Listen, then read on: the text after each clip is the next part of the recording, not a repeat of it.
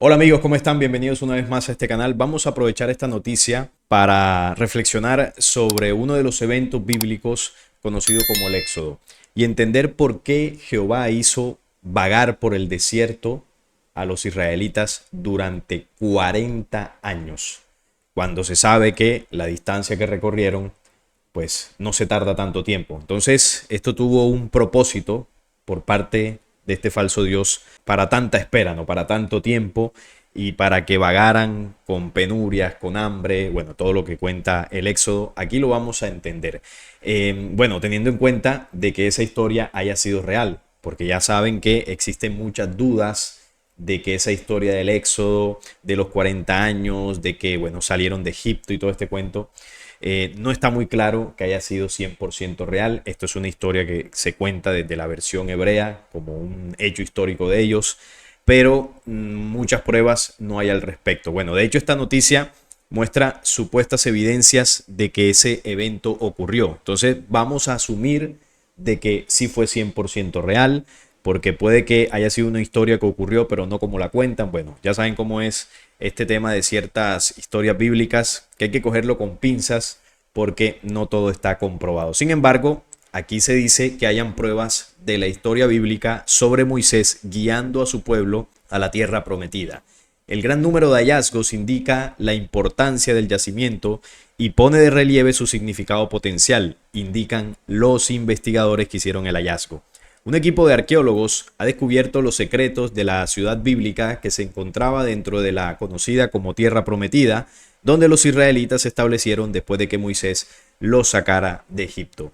La autoridad israelí de antigüedades ha dado a conocer sus últimos hallazgos en Sanoa, mencionada en el Antiguo Testamento, que revelan muros de piedra, cerámica y otros artefactos que datan de hace más de 3200 años, que según ellos podría coincidir con el tiempo donde finaliza el Éxodo, que es cuando ellos llegan a tierra prometida. La Biblia afirma que los israelitas llegaron a la tierra prometida, también conocida como Canaán, en torno al 1406 o 1407 a.C., tras vagar 40 años por el desierto, un montón de tiempo.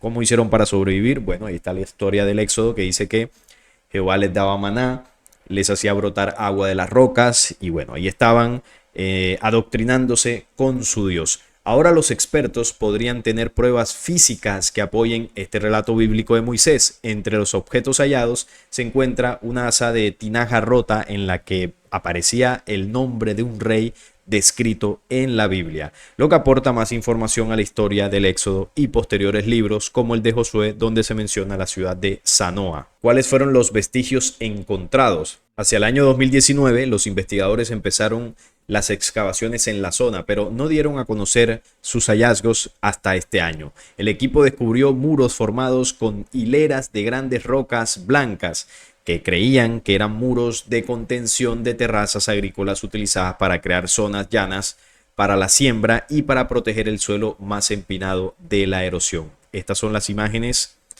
de lo que ellos encontraron, estas ruinas que, como dice ahí, pensaron que era para la siembra, pero se dieron cuenta que eran, bueno, algún tipo de fortificación o algún tipo de muralla que tenía una gran antigüedad. También se extrajeron del suelo cerámicas conservadas, una de ellas con un sello en el mango que decía del rey, para honrar el reinado del rey Ezequías en Judá en el año 701 a.C.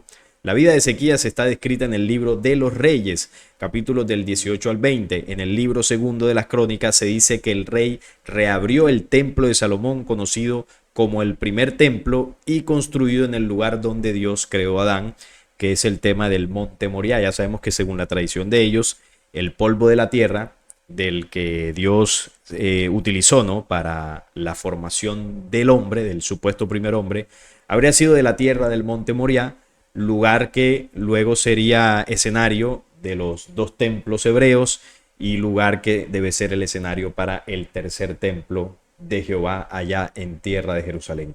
El monte Moriah es muy simbólico para ellos, es muy importante y bueno, ya lo hemos hablado otras veces acá, que además de esa parte geográfica, histórica, religiosa, también tiene un componente energético muy importante para estas entidades como Yahvé con relación al tema de los sacrificios. Ahí también se dice que fue donde Yahvé le pidió a Abraham que sacrificara a su hijo Isaac.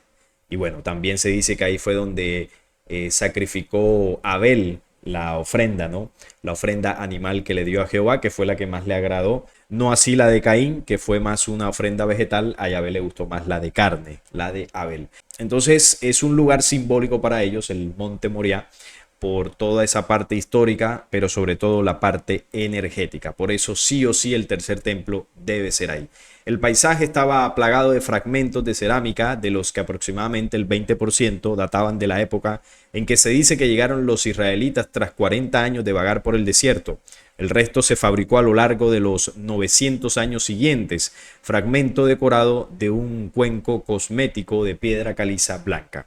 Esto es una de las cosas que se encontró. Vemos acá el grabado que fue dibujado, ¿no? Mientras estaban haciendo la investigación, y se ve como, no sé, parecería como un ave, como unas alas extendidas con algunos grabados extra. Y bueno, esto fue lo que vieron en la roca. Por otro lado, se encontraron otros artefactos como cuencos y jarras, una de las cuales tenían perforaciones que hacen pensar que podría haber sido utilizado como linterna. También se descubrieron objetos de metal. Sin embargo, los investigadores no especificaron cuándo fueron fabricados, solo que se trataba de joyas de bronce como un fragmento de anillo y un pendiente. Otros restos encontrados incluyen herramientas de hierro, clavos de varios tamaños y tiras de bronce utilizadas para soldar hierro. Si bien es probable que algunos de los hallazgos se originaran en las ruinas y luego fueran arrastrados pendiente abajo a lo largo de los años, la mayoría de los hallazgos, especialmente aquellos que datan del periodo bizantino temprano, se relacionan con actividades agrícolas realizadas en las laderas de la colina.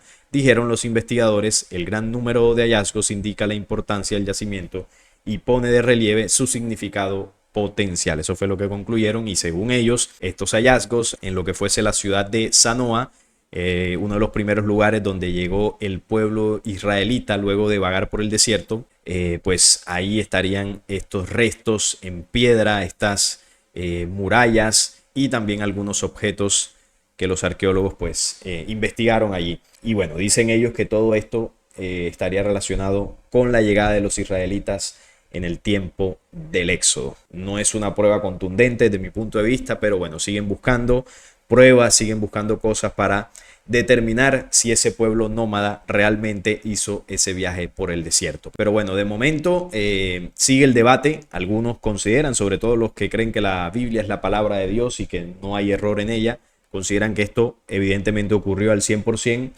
Y bueno, por parte de la ciencia todavía están las dudas. Pero de haber ocurrido, ¿cuál fue el propósito? ¿Por qué 40 años? ¿Qué fue lo que ocurrió? Bueno, eso lo vamos a reflexionar ahorita con las citas bíblicas que nos hablan precisamente de ese evento. Pero además del largo recorrido por el desierto, está también el tema de cuando Moisés abrió las aguas del Mar Rojo para que pudiese atravesar el pueblo de Israel, terminar de salir de Egipto y ahí sí entrar en su caminata, ¿no? En su viaje por el desierto. Esto también supuestamente es un descubrimiento arqueológico, porque otro equipo de arqueólogos descubrió pruebas que creen que respaldan el relato bíblico de Moisés cuando sacó a los israelitas de la esclavitud egipcia y los condujo a la tierra prometida de Canaán.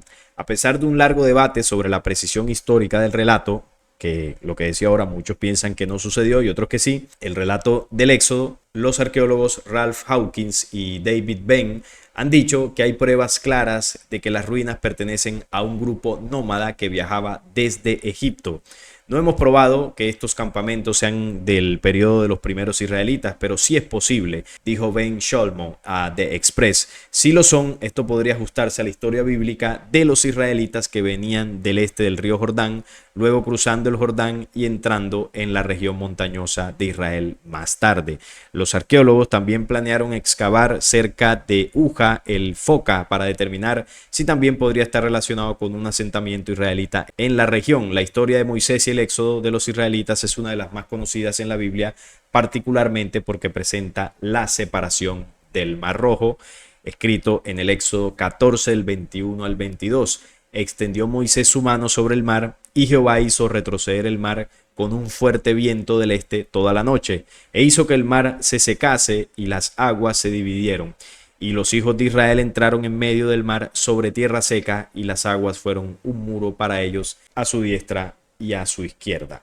Esto es lo que relata la Biblia de cómo Moisés, con la ayuda de Jehová, separó las aguas y bueno, supuestamente se veía así, ¿no? Por lo que describe el Éxodo, de que había como un muro de agua a su diestra y a su izquierda, y por esa mitad iban pasando los israelitas. Bueno, hay dudas también de que eso haya ocurrido, pero lo cierto es que hay muchos conocimientos cabalísticos, esotéricos, de estos de magia negra, y de cómo Yahvé fue uno de los Elohim que enseñó estas magias, ¿no? Estas herramientas místicas al pueblo de Israel. Comenzando desde Abraham, donde le trasladó conocimientos sobre estas magias esotéricas, también preparó a Moisés para entregarle muchos conocimientos cabalísticos para que él pudiera manejar los elementales. Entonces muchos concluyen que Moisés, para abrir el mar por la mitad, así como se veía en la imagen, utilizó magia negra para poder mover los elementos en ese lugar. Y obviamente ahí estaba Yahvé, que también con su tecnología le habrá ayudado de alguna forma. Recordemos que Yahvé, perteneciente a estas razas Elohim, tenían alta tecnología, es decir, tenían una tecnología avanzada, una tecnología física para ponerla en manos de Moisés y a futuro del pueblo, pero también estos Elohim tienen y tenían un profundo conocimiento de las energías, fuerzas nigrománticas, fuerzas de evocación que Moisés manejaba muy bien. Por eso él tenía el báculo, que incluso en algún momento Jehová le dijo: para que el pueblo siga creyendo en ti, arrójalo al suelo y verás que el báculo se convertirá en una serpiente. Entonces vemos cómo utilizaba también el tema de los hechizos. También cuando le dijo: golpea la roca y de la roca brotará agua, tenía también esas capacidades. Y mucho de esto era magia negra, pero también era tecnología. Así que esto es una de las explicaciones de cómo Moisés abrió el mar en dos.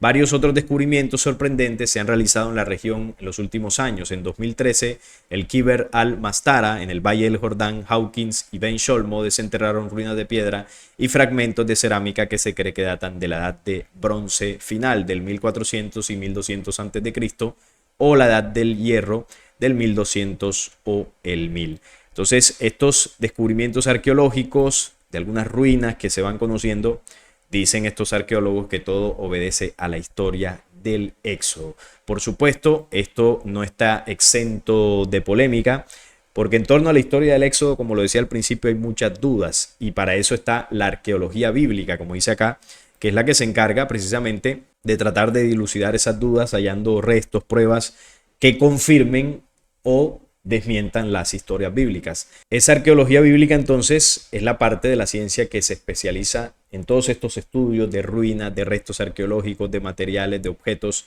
que están relacionados con los relatos del Antiguo y del Nuevo Testamento. Así que todas estas noticias que doy obedecen a esa parte de la ciencia de la arqueología bíblica.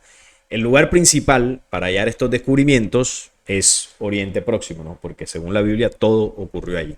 Mediante el uso de las mismas técnicas usadas en la arqueología general, las excavaciones y la datación por radiocarbono tampoco está exenta de polémica, porque no son pruebas 100% fiables, pero bueno, de momento es la herramienta principal que tienen estas ciencias o esta arqueología para comprobar los restos que se encuentran. Y bueno, ellos dicen que en principio su propósito no es demostrar 100% las historias bíblicas, sino arrojar un poco más de luz sobre los hechos. De hecho, las opiniones se dividen en dos ramas: minimalismo y maximalismo. Los primeros, los del minimalismo, enfatizan que la Biblia debe ser leída y analizada ante todo como una colección de narraciones y no como un cuidadoso recuento histórico de la prehistoria del Medio Oriente.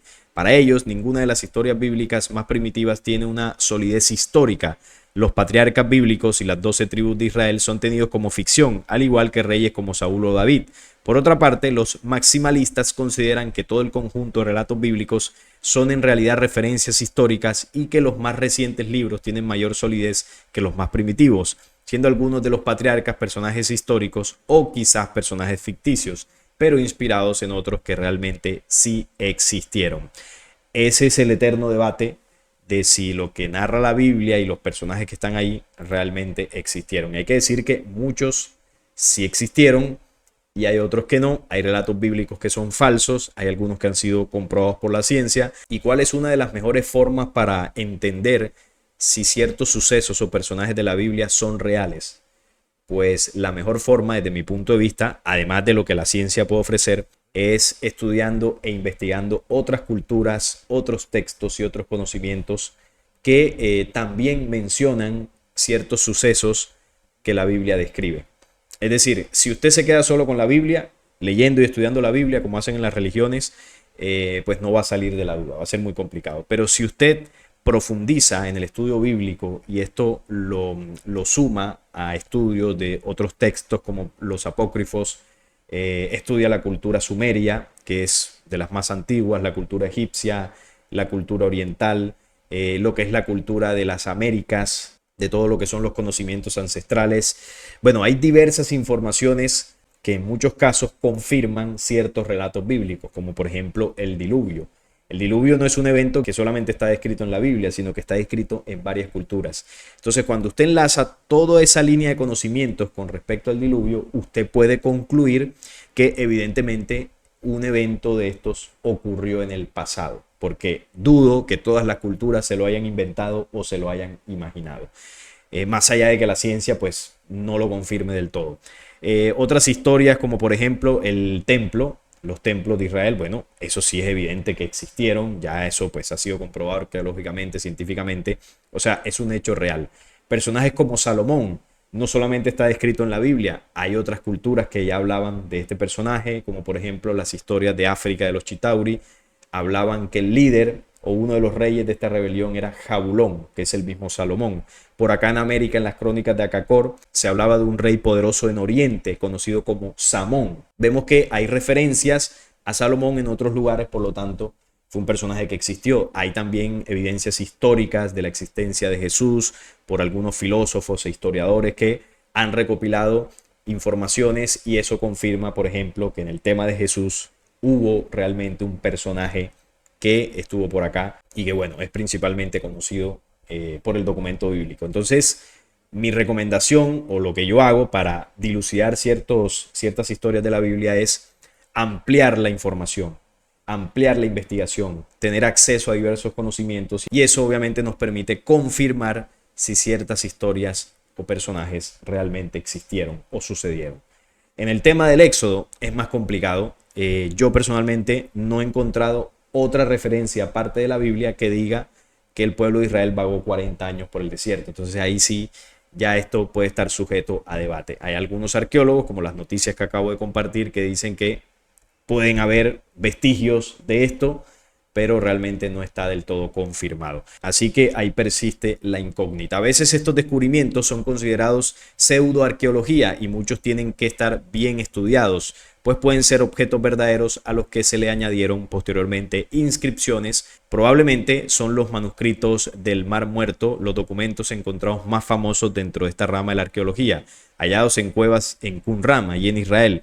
Constituyen el testimonio más antiguo del texto bíblico encontrado hasta la fecha y la mayoría datan del año 250 a.C. al año 66 después de Cristo, años antes de la destrucción del segundo templo de Jerusalén. Bueno, dentro de la misma arqueología de la ciencia, como lo venimos comentando, no hay una certeza absoluta de estos descubrimientos, así que no queda de otra, es necesario que usted no solamente estudie la Biblia, sino más conocimientos. Pero vamos a las citas bíblicas que nos hacen referencia a los 40 años que vagó Israel por el desierto. ¿Y por qué lo hicieron? ¿Por qué tanto tiempo? ¿Cuál era la demora? Bueno, vamos con Números 32:13. Dice por acá: la ira de Jehová se encendió contra Israel y los hizo andar errantes 40 años por el desierto hasta que fue acabada toda aquella generación que había hecho mal delante de Jehová. Entonces aquí ya tenemos la primera explicación del por qué tanto tiempo. Jehová se enfureció contra Israel. ¿Por qué? Cuando Moisés los saca de Egipto, ese pueblo no tenía la tradición religiosa que luego Yahvé a través de Moisés y Aarón les instauró. Ellos adoraban otros dioses, tenían otra cultura, otra tradición.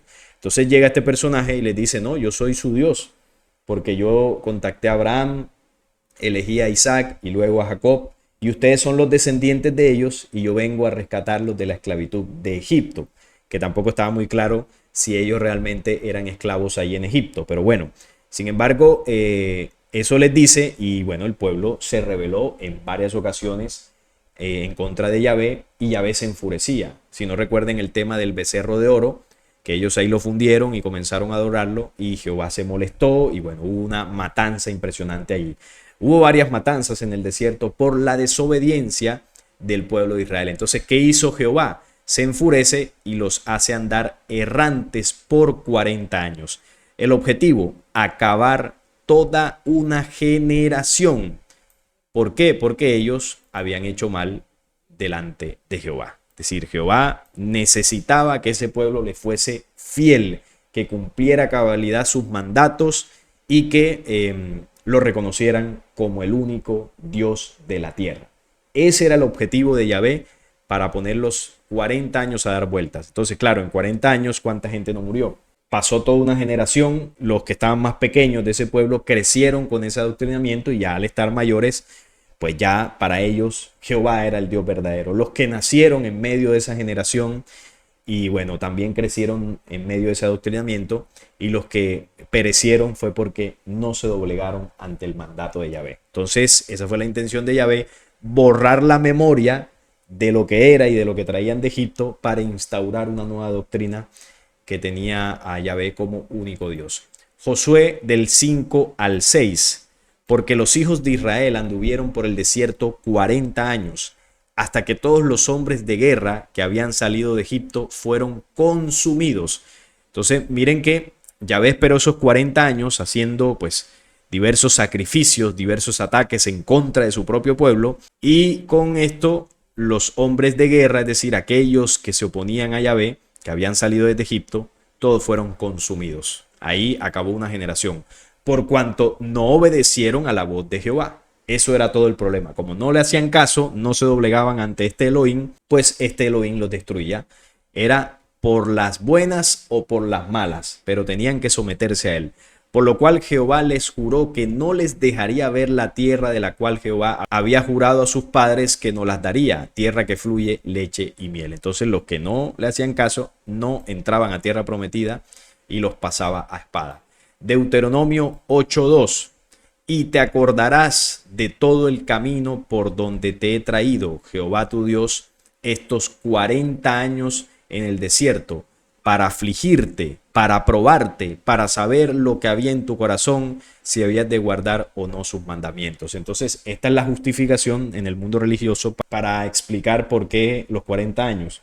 No es que Dios los estaba probando, Dios necesitaba saber si ese pueblo le era fiel, si podía confiar en ellos, por eso los 40 años. Imagínense esa prueba tan tremenda. Entonces, claro, dice, y te acordarás, ¿cómo no acordarte? Si fueron 40 años, como dice acá, de aflicciones, de pruebas, bueno, de conflictos. Y si usted no se ha leído el Éxodo, yo le recomiendo que se lo lea para que usted vea el accionar de un Dios Elohim, un ente extraterreno negativo, sometiendo a un pueblo nómada y obligándolo a agachar la cabeza ante el dominio de un Dios que pedía sacrificios, que pedía adoración, que manipulaba, que atormentaba. Entonces, claro, lo que Yahvé necesitaba era que este pueblo despertara una genética que ellos heredaron, porque hay que analizar lo siguiente, porque alguno pensará, pero entonces ellos eran buenos y Jehová los obligó.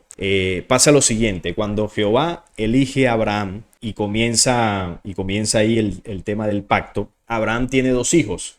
Uno de ellos es con Agar, que es Ismael el mayor, y luego Yahvé interviene a Sara para que ella pueda quedar embarazada. Basándonos en el relato, es muy probable, y yo creería que es así, que Isaac, que es el segundo hijo de Abraham, no es hijo de Abraham biológico, sino de Jehová, porque Sara no podía tener hijos. Entonces, cuando Jehová, digamos que contactó directamente con Sara, visitó a Sara, dice la Biblia, a partir de ahí Sara quedó embarazada.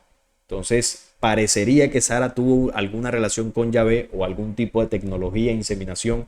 Es decir, tomó la genética de Elohim y la implantó en el vientre de Sara. Por lo tanto, Isaac es un híbrido con genética de Elohim y genética humana de la esposa de Abraham. Por eso, Yahvé hace el pacto con Isaac y no con Ismael, a pesar de que Ismael era el mayor. ¿Por qué? Porque Yahvé sabía que Isaac tenía la genética de Elohim. Luego Isaac tiene dos hijos que son Jacob y Esaú, Y el que tenía esa genética más despierta, esa malicia más despierta, era Jacob. Por eso Yahvé hace el pacto luego con Jacob, porque Jacob demostró tener esa malicia, esa oscuridad cuando hace esa alianza con la madre para engañar a su padre. Eso es típico de esta genética. Y así vemos que, bueno, de ahí en adelante este pueblo ha actuado con esa astucia y esa traición para lograr sus objetivos. Entonces Jacob traiciona a su hermano, logra robarle la progenitura por el famoso plato de lentejas, y a partir de ahí sigue el linaje de este pueblo en las 12 tribus. Entonces las 12 tribus de Israel tienen esa genética, heredaron esa genética, algunas más fuertes que otras, pero se establecieron en Egipto y pasó mucho tiempo donde el contacto directo de Yahvé se perdió. Ellos se establecieron allí, duraron mucho tiempo en Egipto y claro, se mezclan con otras culturas, tienen otros dioses, otras creencias. Por lo tanto, la información genética queda un poco contaminada, entre comillas, por otra cultura, en este caso la egipcia. ¿Y qué necesitaba Jehová? Pues limpiar esa herencia que ellos tenían de Egipto y recuperar la herencia genética que él había instaurado con Abraham, con Isaac y Jacob. Por eso les dice, yo soy el Dios de Abraham, de Isaac y Jacob. Y la descendencia genética de Jehová y de los Elohim estaba en ese pueblo. Por eso él los escoge y los pone a vagar 40 años para borrar de ellos lo que no pertenecía a la herencia genética y volver a instaurar el culto y la adoración a este falso Dios. O sea, Jehová lo que hacía era despertar la genética oscura en ellos con todo lo que hicieron. Y bueno, ustedes cuando lean el Éxodo se darán cuenta de todo lo que pasó allí. Deuteronomio 29:5: y yo os he traído 40 años en el desierto, vuestros vestidos no se han envejecido sobre vosotros, ni vuestro calzado se ha envejecido sobre vuestro pie. Estas son de las diversas citas que hablan de esos 40 años. Y acá en el Éxodo 16:35 dice: así comieron los hijos de Israel maná 40 años hasta que llegaron a tierra habitada.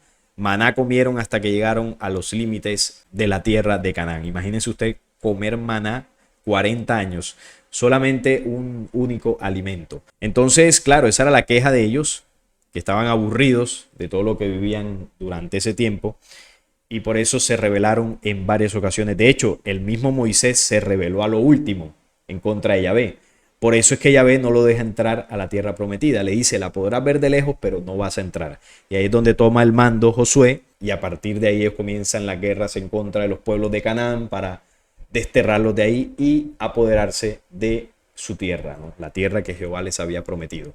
El libro de Josué, bueno, cuenta las matanzas y las barbaries en contra de esos pueblos. Así que, en conclusión, ¿cuál fue el objetivo para que Jehová los hiciera vagar por estos 40 años? Bueno, aquí está la conclusión. Jehová sacó al pueblo israelita de Egipto, lo llevó al desierto durante 40 años, refiere la historia de ellos, suponiendo que esto haya pasado en realidad, ¿no?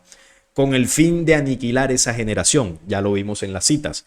Él quería acabar con una generación entera que no le hacía caso, hasta reconstruir sobre esa genética otra generación a su acomodo. Hasta que Yahvé no viera que ellos habían mutado su genética, que ellos se le doblegaban, que ellos cumplían al pie de la letra los mandatos de este Elohim, Jehová no los sacó del desierto. Ahí los mantuvo dando vueltas hasta que él vio que esta gente ya podía serle fiel a él. Y así fue que ya le dijo, bueno, ahora sí llegamos a la tierra prometida. Esto lo oculta la historia. Este pueblo se sintió abandonado en el desierto donde ni agua ni comida había, y le increpó a Moisés tal locura. Así dice en el documento bíblico, en uno de los momentos donde ellos se rebelan, ¿no?, contra Moisés y Jehová. No había sepulcros en Egipto, que nos ha sacado para que muramos en el desierto. ¿Por qué has hecho así con nosotros, que nos has sacado de Egipto? ¿No es esto lo que te hablamos en Egipto diciendo, déjanos servir a los egipcios? Porque mejor nos fuera servir a los egipcios que morir nosotros en el desierto. Y toda la congregación de los hijos de Israel murmuró contra Moisés y Aarón en el desierto, y les decían los hijos de Israel, ojalá hubiéramos muerto por mano de Jehová en la tierra de Egipto, cuando nos sentábamos a las ollas de carne, cuando comíamos pan hasta saciarnos, pues nos habéis sacado a este desierto para matar de hambre a toda esta multitud. Ahí estaba la queja, y con toda la razón, porque los sacan de allí para ponerlos a pasar hambre y penurias, cuando ellos en Egipto estaban bien, tenían su comida segura, tenían sus casas.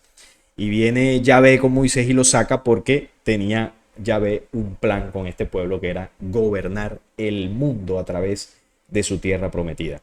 Los Elohim sabían que este era el pueblo que contenía en su genética el legado de los antiguos dioses desde Isaac. Entonces por eso fueron por ellos a buscarlos allá a Egipto para sacarlos, recobrar esa herencia genética, pero tuvieron que hacerlo de una forma bastante cruel en el desierto, hasta que lograron sacar de ellos esa genética oscura que tienen como pueblo. Y bueno, ya vemos la historia a partir de ahí, ¿no? Todo lo que han hecho, todas las masacres, todas las manipulaciones, todas las conquistas y todo el plan que han tejido detrás de las sombras para apoderarse del mundo entero. Un plan que obviamente siguen trabajando y lo vemos en la actualidad. No han dejado de batallar para recuperar su tierra prometida y no descansarán hasta traer a su anticristo. Entonces Jehová dijo a Moisés: He aquí, yo os haré llover pan del cielo, y el pueblo saldrá y recogerá diariamente la porción de un día, para que yo lo pruebe si andan en mi ley o no.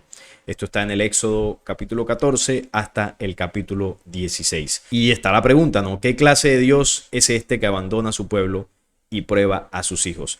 Bueno, obviamente no es ningún Dios verdadero, es un falso Dios, un ente biológico, un Elohim que solamente le interesaba tener un pueblo para que lo adorase y que le hiciesen sacrificios de sangre. Entonces, esa es la explicación de por qué vagaron 40 años por el desierto. Veamos aquí la ruta, la línea roja que vemos aquí por todo el desierto del Sinaí. Aquí saliendo de Egipto, en una de las deltas del río Nilo. Por acá es donde atraviesan el Mar Rojo, por acá donde estoy moviendo el cursor.